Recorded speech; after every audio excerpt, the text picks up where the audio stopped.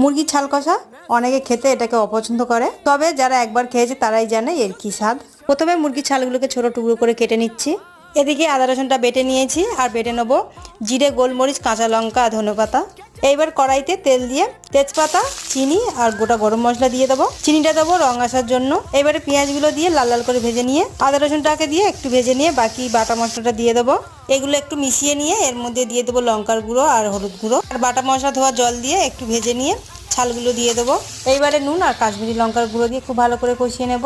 কষানোর পর তেল ছেড়ে দিলে সেদ্ধ হওয়ার জন্য জল দিয়ে দেবো। ভালো করে ফুটিয়ে সেদ্ধ হয়ে গেলে শেষে গরম মশলা মিশিয়ে নামিয়ে নেব। ব্যাস, আমাদের এই লাল লাল ঝাল ঝাল মুরগির ছাল কষা রেডি হয়ে যাবে। আপনারা একবার হলে ট্রাই করবেন, দুর্দান্ত লাগে খেতে। আর রেসিপিটা ভালো লাগলে লাইক, সাবস্ক্রাইবের